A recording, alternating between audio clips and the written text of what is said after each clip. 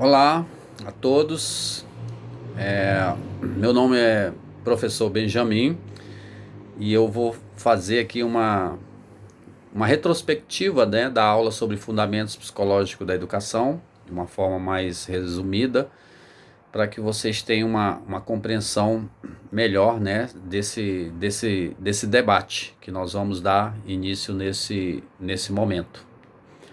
Dessa forma, então, né, falar sobre psicologia da educação, é necessário que possamos fazer algumas reflexões teóricas iniciais. Então, segundo o Zuccoloto 2018, ele já nos permite compreender que o lugar ocupado historicamente pelas teorias psicológicas acabou por produzir o processo de psicologização da educação, ou seja, quando problemas educacionais são reduzidos quase exclusivamente a problemas psíquicos individuais ou familiares. Assim, a psicologia acabou estabelecendo um percurso de legitimação de práticas adaptacionistas e de exclusão, que contemporaneamente vem sendo repensado por teorias que buscam reinserir o social como pilar importante, né, a sustentar as explicações dos problemas relacionados à aprendizagem, à educação. Então, o Zuccoloto, nesse momento, ele já inicia uma crítica da psicologia tradicional, lá do século XIX, né, onde ela tinha um caráter de análise clínica, onde ao fazer uma análise daquele indivíduo, daquela criança, daquele adolescente, ele ia fazer um diagnóstico, né, e dizer se ela estava apta para o processo de aprendizagem ou não. Se tivesse, tudo bem. Se não tivesse, ia excluir de um direito, né, social dela. Então há uma crítica nesse momento da psicologia clássica, mas que hoje a psicologia mudou. Os aspectos, né, essa análise, esse diagnóstico, ele é fundamental, mas nele tem que ser acrescentado aquilo que nossas políticas públicas voltadas para a educação estão exigindo hoje dentro do contexto, né, da formação para a formação cidadã, o contexto econômico, cultural, social, político, né, e por aí vai nesse momento. Além de que, associado a essas ideias novas da psicologia da educação, há uma série de outros conhecimentos ou de saberes sociais ou humanos que são necessários, né, trabalhar além do trabalho pedagógico dentro da educação.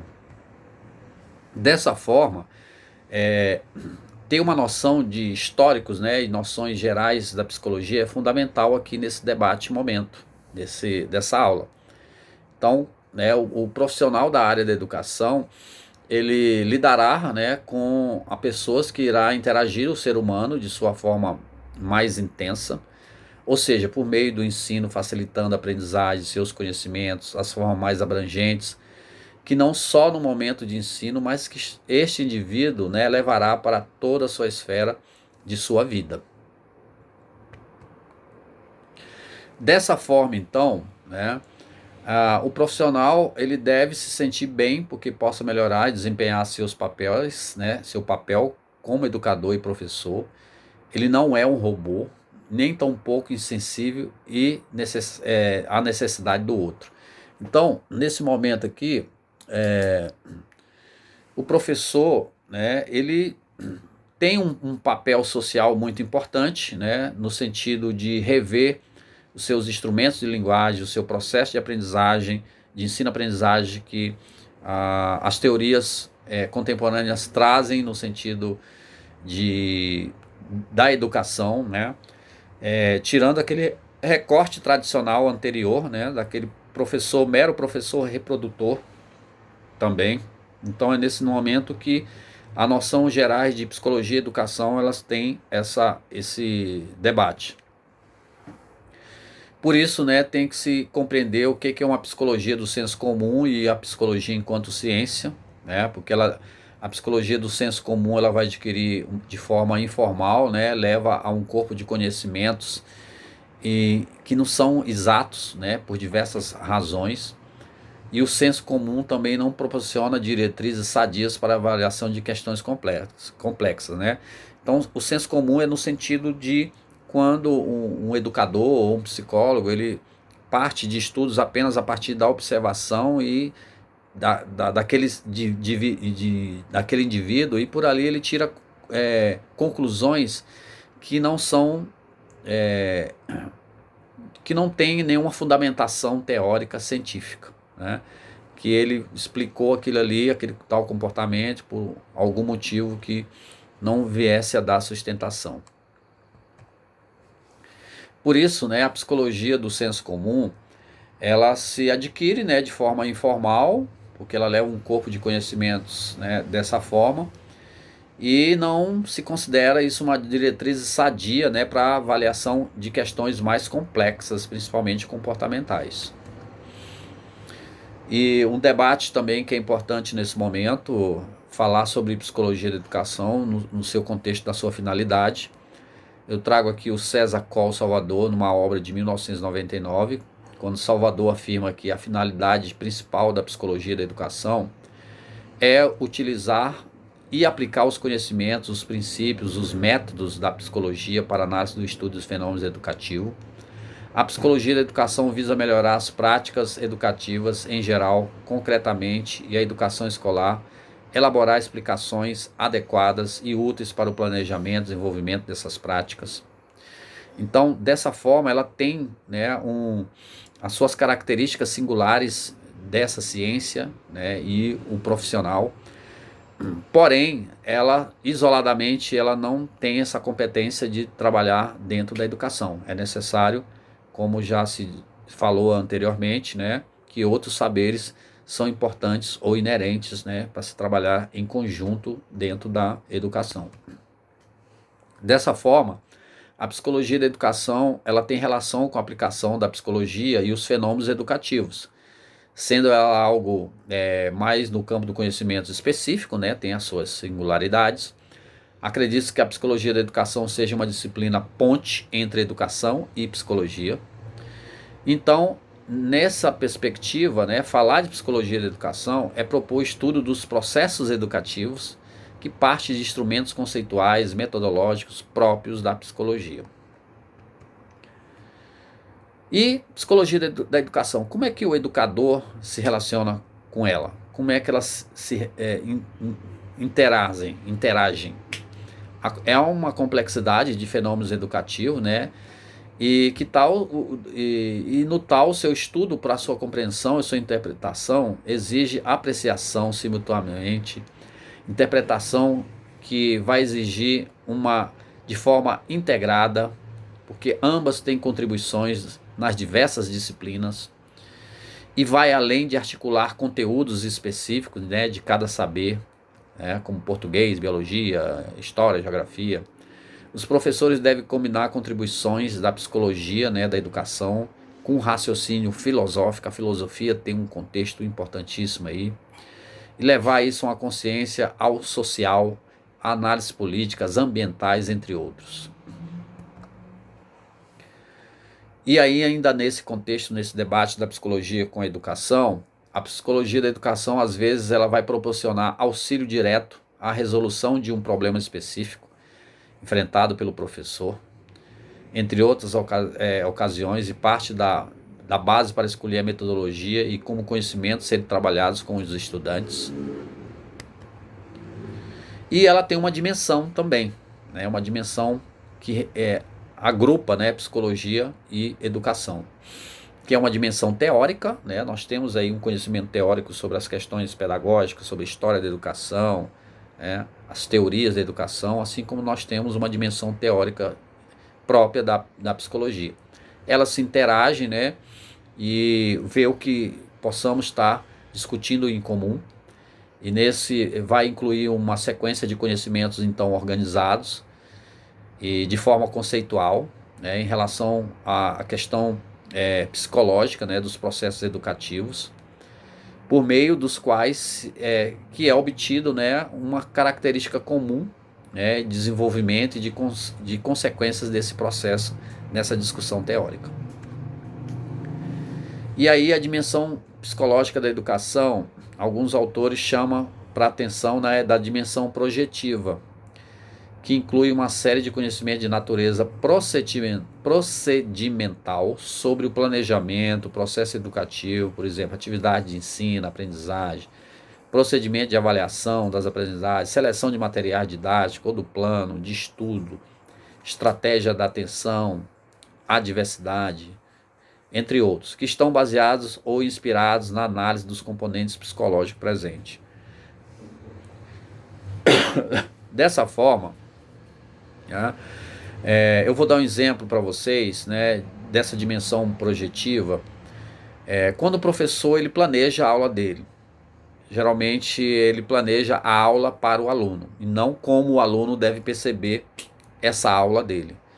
Então já é um aspecto que não seja tão positivo, né, dentro de um resultado relativamente que possa ter algo no foco do ensino-aprendizagem como algo positivo. Então, os professores devem sempre fazer a pergunta: será que esse material ele vai servir para essa turma, para essa fase de criança, de adolescente, de idoso? Tá? Para quem? Quem são esses sujeitos sociais que eu vou dar essa aula? Eles estão inspirados, baseados em quê? Então tem toda uma projeção daquele sujeito, quem ele é, do contexto social, cultural desse sujeito. E aí vem a dimensão prática, que depois que você vê seu planejamento, você vai inserir uma série de conhecimentos, de intervenção direta, né, desse desenvolvimento educativo, sempre tendo uma perspectiva, né, de atividades, do exercício, da função enquanto docente para garantir uma perspectiva de intervenção psicopedagógica. Um exemplo que eu vou dar para vocês aqui, 2 exemplos.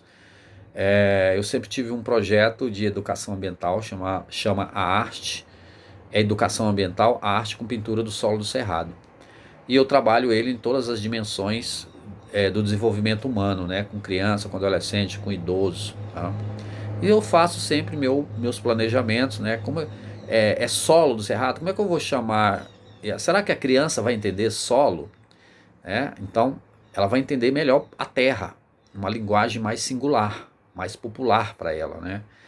E qual que é a relação afetiva, né, do solo, uma categoria do meio ambiente, com a criança? Então, saber os conhecimentos próprios, prévios dela, né? Quem sabe o que é terra? Qual que é a importância da terra? De onde que vêm nossos alimentos? Tem algum bichinho que vive dentro da terra? Como o ser humano está fazendo? O que ele faz da terra? Por que devemos cuidar da terra, do solo? Vocês sabiam que a terra se transforma em tinta? Então, isso dentro de uma dimensão, né, dos saberes, dos pré-saberes, e você já tem que colocar isso dentro da dimensão, né, de planejamento. E na prática você já vai conhecendo o que essa criança tem de conhecimento sobre esse processo. E aí ela vai, né, ver como que a terra tem cores e como que ela se transformou em tinta ao misturar água e cola, né? Então isso vai ter um sentimento, uma sensibilização, né? E você vai estar fazendo um trabalho de intervenção psicopedagógica. Por isso é importante nesse momento, né, trabalhar o que é desenvolvimento humano.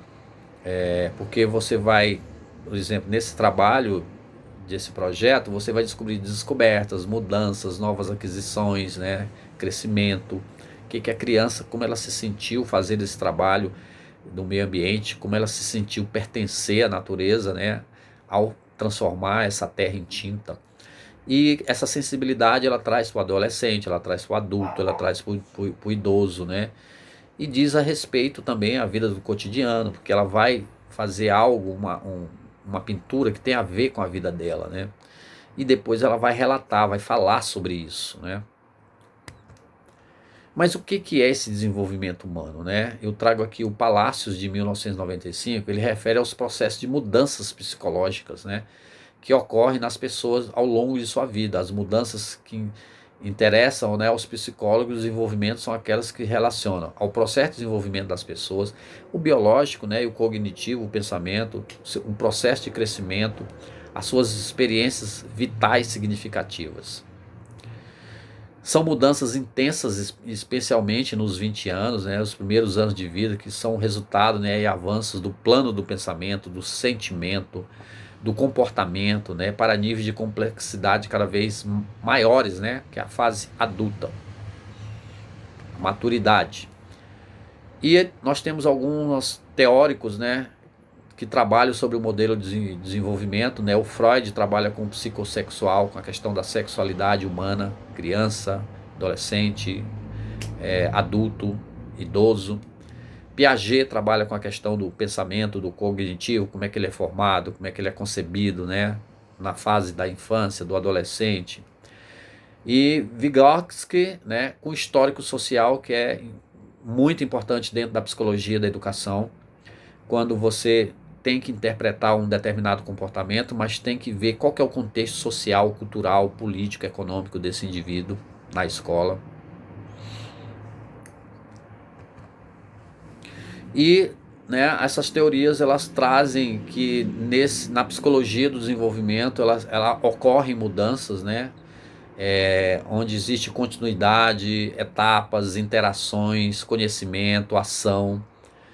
E essas mudanças, elas são concebidas também como universais dentro do ser humano, né? Porque elas ocorrem transformações físicas, hormonais, ou seja, dentro da questão biológica, né? Que vai marcar a puberdade, o corpo. E mudanças singulares, né? Como a diversidade cultural, social, política, econômica, que constitui os contextos nos quais se desenvolve os seres humanos.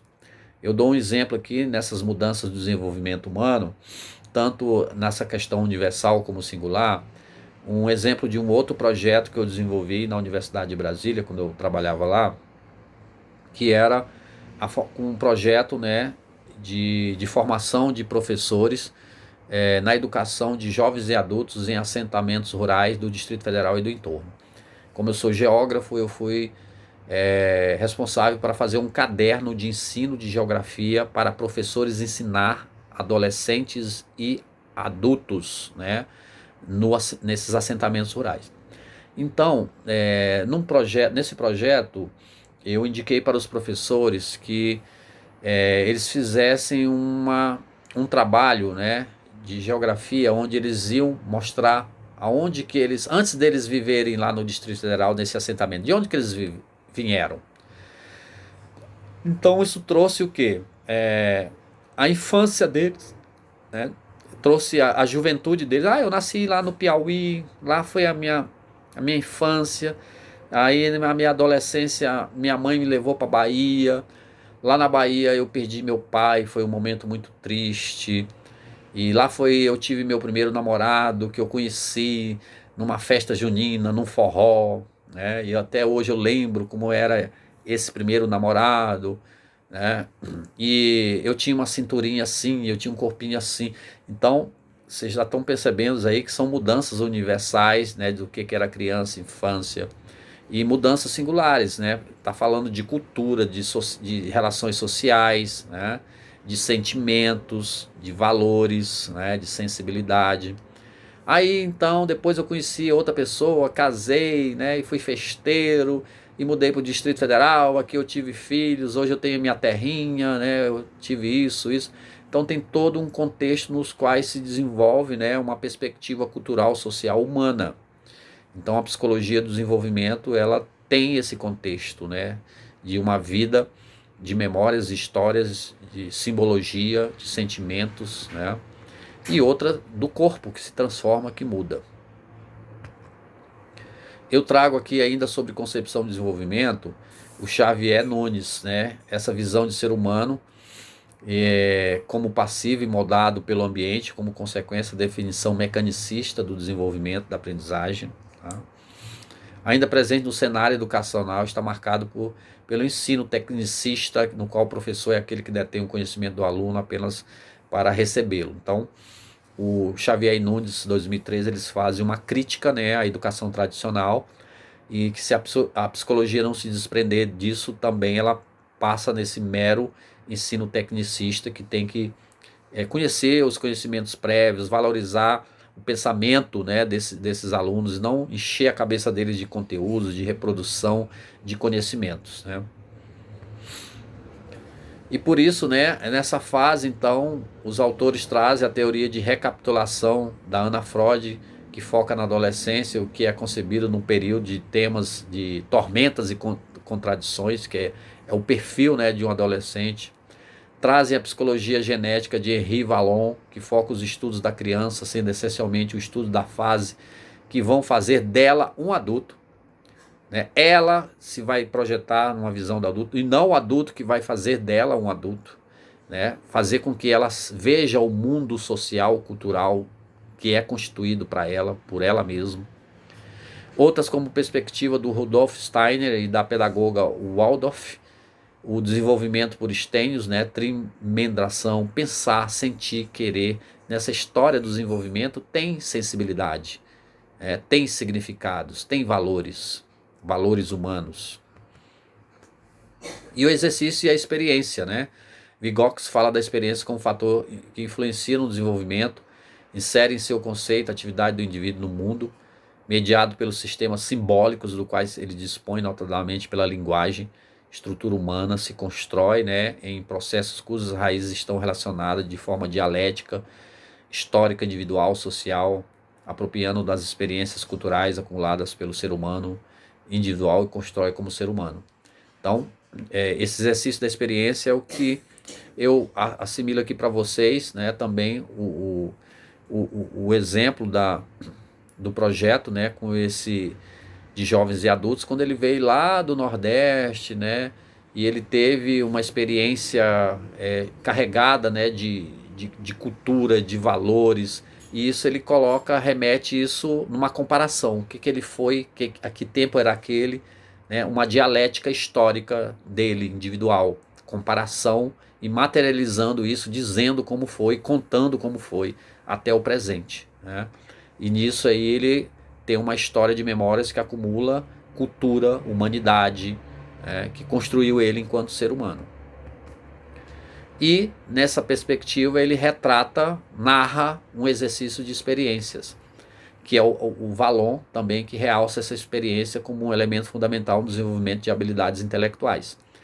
Essa teoria de Vallon, os professores da educação infantil trabalham muito, né? Quando passa o final de semana, aí o professor faz com as crianças aquela roda de conversa. O que vocês fizeram no final de semana? Aí ele vai ouvir as narrativas das experiências, né, num curto tempo, porque a criança de 5 ou 7 anos, ela não tem noção de um tempo tão longe. É o tempo dela, da idade dela, é o espaço geográfico dela, não vai entender algo que é tão longe, o imaginário dela também geograficamente não consegue conceber. Então ela vai conceber aquele espaçozinho que ela conhece, o zoológico, a pracinha, o cinema, o shopping, que foi com a titia, com o colega, levou o cachorro na praça. E a narrativa dela vai trazer uma habilidade intelectual que vai ser avaliada pelos professores. Então tem uma construção de habilidades e competência, né, de inteligência da criança, o que foi marcante para ela, o que simbolizou algo ou um fato naquele momento.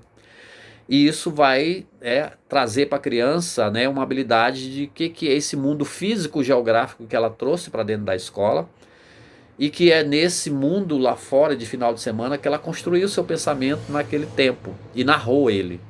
E que as diversas narrações diferentes das crianças, elas podem também fazer uma relação, uma comparação. E com isso, né, se dá as interações de transmissões sociais nos diversos contextos, né, que a criança pensa, né, no seu cognitivo, na interação do meio que ela viveu, o meio social com a família e com a escola que ela está convivendo ali nesse momento, né? E assim ela está trabalhando um fator de desenvolvimento, e a psicologia veio nos assistir nesse momento e nos trouxe esse exercício do pensar, né, para dentro do cotidiano escolar. E por isso, dando continuidade a isso aí, as interações, transmissões sociais, porque ela vai falar da família, ela vai falar de colegas, né, e dentro dessas interações de transmissões sociais tem um simbólico, o cultural, os significados, né, que vai destacar o desenvolvimento dela, do seu eu, né, e até mesmo do corpinho dela, né, com aquele momento do brincar, onde ela brincou. Né? E por isso, né, essa questão ela é importante no sentido de que nesse momento se debate sobre crescimento orgânico e maturação dessa criança, exercício, experiência vivenciada por ela, interações e transmissões sociais naquele mundo do final de semana e depois trazendo para a escola, mecanismos reguladores, né, início, meio, fim, tá?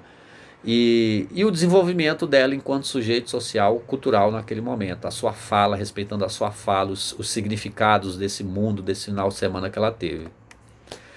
E é isso, né? Um resumo daquilo que a psicologia da educação, a psicologia e a educação possam estar favorecendo nesse momento, contribuindo, né? Claro que cada uma tem suas singularidades, suas identidades no sentido, mas porém bem representativas no momento em que elas fazem uma associação muito importante para a educação. E não só a psicologia, né, como outros conhecimentos dos saberes que são tão importantes para a educação. Tá? Espero que vocês tenham um bom proveito, né, desse momento e que, né, leiam o texto proposto, que a instituição sabe qual é esse texto para uma possível avaliação aí. Um abraço a todos.